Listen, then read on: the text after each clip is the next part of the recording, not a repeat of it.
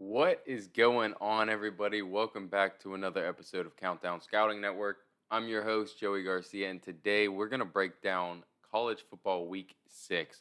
So let's start off with the top 25 like we always do. Starting off with Georgia versus Kentucky. Um, I'm not gonna lie. I thought Kentucky was gonna do a little bit more in this matchup, but Georgia said, "No, you're not gonna run on me. We're gonna make you have to pass the ball. Show me you can pass the ball."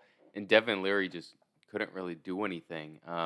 Georgia looked good. Brock Bowers all over the place, um, and yeah, Georgia just kind of dominated and proved why they are a top 5 team in the nation. I still am not comfortable having them as my number 1 team, but they came out firing on all cylinders today. Going to Minnesota.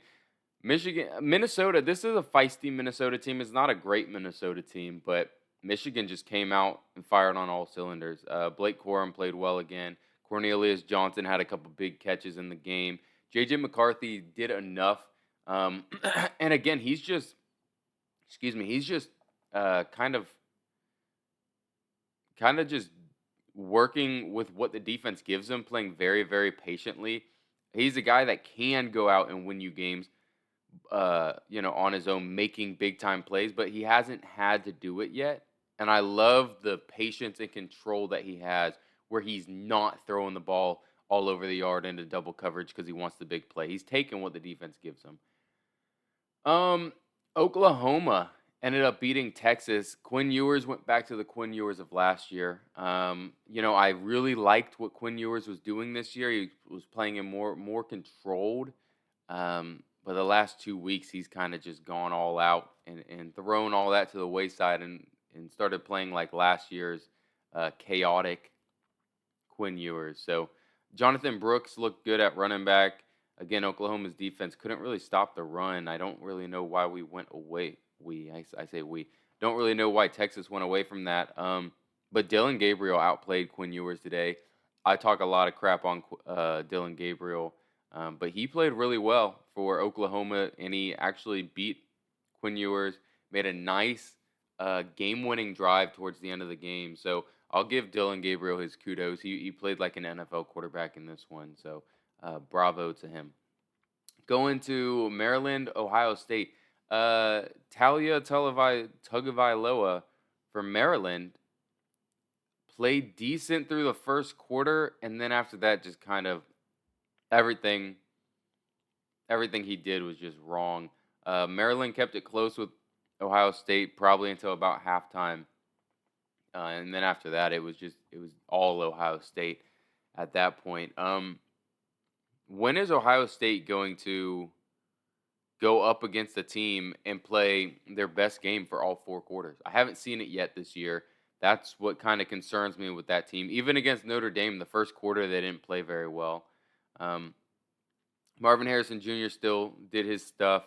Emeka Egbuka still looked good, but Kyle McCord's not the answer. I think when big time games come around, when that Penn State game happens, when that Michigan game happens, I think Kyle McCord is going to cost him one, if not both of those games.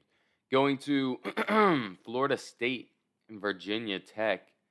Um, so Florida State comes out swinging in the first quarter. They came off of a bye week. Everyone's wondering, is Florida State, legit? Are they frauds? They come out running the ball, just pounding it down Virginia Tech's throat. Virginia Tech's not that good. I will say that. Virginia Tech's not a great team. But after the first quarter, they kind of started playing more reserve. Trey Benson played phenomenally. The receivers as well made some good catches, but they didn't play the whole thing. They had a lot of backups in. I will say I still think Florida State deserves a top 5 spot, and I think if college football playoffs started today, I think they deserve a spot as well. This USC game, dude, they triple overtime. They did not play well to start this game. Sloppy penalties, turnovers, um, just did not play well. Caleb Williams did not have his best game. Defense just let guys run all over them in this game. This Coleman guy just beasted out. Jonah Coleman was just running down USC's throat. That's the thing with them. That offense is pretty good. And this was an offensive performance where USC did not play their best game. They really didn't. They did not play their best game. Um, I will say that Arizona's receivers played really, really well this game against a bad USC defense, but I was very impressed with Arizona's receivers. And Arizona's quarterback played well too. I'm not familiar with this guy, but he played fairly well. Noah Fafita. Um, but you already know I love me some Jacob Cowing, um, Arizona receiver. He did well this game, so I'm happy for that. Going to Notre Dame, Louisville. Louisville ended up winning. It really wasn't that close. I don't know if it's play calling or what. Sam Hartman did not look good. But again, I don't really know exactly what it is. I feel like it's more play calling than it is Sam Hartman, but you cannot have a stinker like this. You really can't. You're still in the playoffs. You know, you're still in the playoff hunt with one loss to Ohio State, and then this happens. So Sam Hartman just does not look good. Um, this kid is good. Jamari Thrash, the wide receiver from Louisville. Bunch of people talking about him. I haven't really gone in depth with watching him, but everybody loves him. Every single person I talk to says you gotta watch him play. So Louisville has some dogs. This is a good Louisville team. Got to give them some respect. They are 6-0 now, but that Notre Dame game was just a hangover game, I want to say. I don't know. They've played a couple close games. Maybe it was a look ahead game, but man, you can't look ahead of a top 25 ranked team, and it feels like they did that. So very disappointed with Notre Dame in that one. They've got a bunch of guys that I am evaluating for the draft, and they just did not play up to the standard, I think. Alabama, Texas A&M. Only thing I got to say about this is Jalen Milroe looked like a legit quarterback in this game, running the ball well, passing the ball well. Jermaine Burton finally had another good game. He had a couple good games 2 years ago at Georgia, transferred to Alabama, and really didn't do much since then. Texas A&M going with a backup quarterback, fighting for their life to try to win this one. It was close. You knew it was going to be close. I think Alabama deserved the win, though, so good for them. Next, we have Washington State, UCLA. UCLA finally gets over that hump offensively. They had a couple games where they just really weren't putting up a lot of points like you were expecting them to. My boy Carson Steele, running back out of Ball State, transferred to UCLA, ran all over Washington State's defense. And I want to say that I told you guys that Washington State's defense is eventually going to fail them. But they didn't. The offense was neutralized in this game. I'll give it to UCLA. They really did a good job neutralizing Cam Ward and in that passing offense. So Cam Ward, again, that's one game where you have a little bit of a negative, but I'm not going to hold it against him. He's just got to bounce back next week. Going to the North Carolina-Syracuse game. Again, I've said it before. This is a solid Syracuse team. This is not a great Syracuse team, but it's a decent Syracuse team. It really is. It's decent, I would say. And Drake May looked really good. Threw for 440 yards on him. 3 touchdowns, no interceptions. He's finally having no interception games with touchdowns. He had one game earlier this year where he had no touchdowns, no interceptions. A couple games where he was like 2 touchdowns, 2 interceptions. He's finally limiting the turnovers but making the touchdown play. So good for him. Finally got Tez Walker back in there for him. So excited to watch that offense continue to go.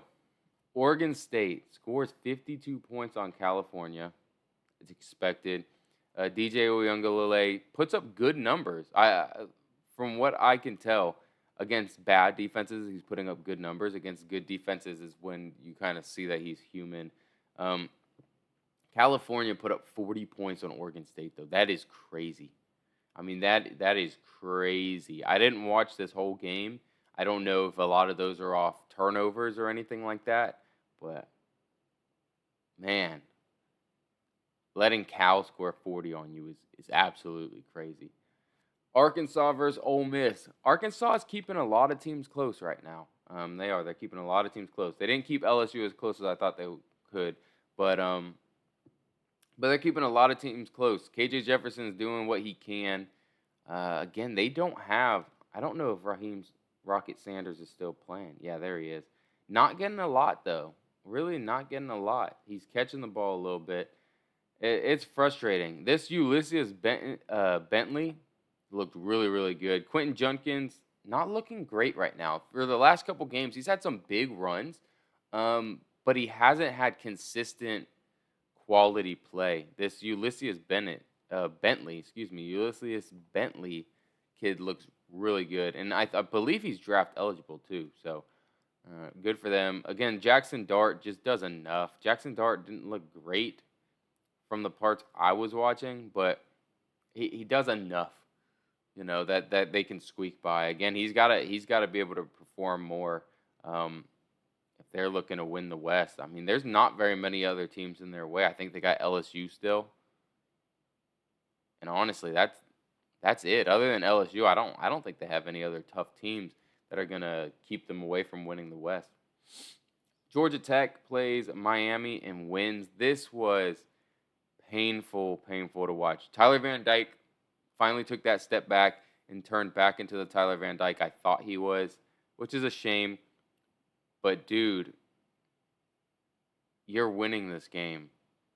35 seconds left. Georgia Tech has no timeouts. You're at Georgia Tech's 30. You take a knee, celebrate. Hey, we survived. Thank goodness. You know, we won this game by what would it be? 3 points, right? Yeah, we were winning by 3. We win this game by 3. That's okay. But instead, you run the ball. Apparently, it's because Cheney was. They say he was at 99 yards. He needed one more yard to get 100, but he only ran for like 4 yards before fumbling. So I don't know. I don't know why you would not just take a knee there. Just take a knee. Take a knee. You win the game. You're 5-0. 5-0. The only person in front of you really is I think you have Notre Dame and then FSU in the championship game. And if you win both of those, you're in the playoffs. You know what I mean? Like, but instead you get greedy and it's inexcusable coaching right there. Cristobal should fire the offensive coordinator if it's the offensive coordinator's call. And if it wasn't, Cristobal should. Oh man, I don't even know what he should do. But I mean, that's a shame. They still have a chance to go make the playoffs. They have to win out. And they have to beat FSU or whoever it's going to be in the ACC championship game. But that's pitiful. LSU versus Missouri. Missouri looked really, really good in this game. LSU made Cook make a couple key mistakes. This Burden kid, Luther Burden III, second week in a row we're talking about him. He makes all the freaking catches. This kid is really, really good. He's the reason why they're staying in these games. And this game was closer than a 10-point game. LSU ended up scoring with like 45 seconds left to go to take the lead, and then Brady Cook threw a pick six with on the next drive where they're trying to drive down and tie things up, or I guess go down and take the lead. Yeah, so yeah, LSU took the lead. They were leading by 3. Missouri had their own 20-yard line. He accidentally throws a pick six, and that's game. So yeah, it was a really good game. LSU scares me still. I think Missouri's a quality team, but LSU, with all the talent they have on defense, can't stop a soul, it seems like. Fresno State loses to Wyoming. That's what I thought. I don't think Fresno State's that good. I think Fresno State's a top 40 team, but yeah, they lose to Wyoming, who, again, is another quality Mountain West opponent, too. So don't really have much to say about that one. Let's look at a couple more games before we sign off here. Jacksonville State versus Middle Tennessee. I'm a big Jacksonville State fan. I really am. Huge Jacksonville State fan. I just like what they're doing. They're very physical. Don't have any more games. Oh, and again, how are you guys liking these? We got 53 days of football out of 54, something like that, something crazy. 50 straight days of football. There's football on tonight. There was football on yesterday, Monday, Tuesday, Wednesday, Thursday, Friday, Saturday, Sunday. Football all 7 days a week. I'm loving it. Just throwing on a game while I'm eating dinner is awesome. So, Kansas State ends up losing another one to Oklahoma State. They just couldn't get the run game going. That was their biggest issue, is just not being able to get the run game going. Kansas State can't really pass the ball as it is, anyways. That's a shame. Nebraska goes 3-3, and I don't really know. I think Jeff Sims. I think Jeff Sims was mostly part of the problem, I guess, for Nebraska. And I'm a big Jeff Sims fan, so but it's hard to say. So it's hard to say that, but I think he was part of the problem. Florida beats Vanderbilt. Montrell Johnson finally looks how we wanted him to look and how we expected him to look this year.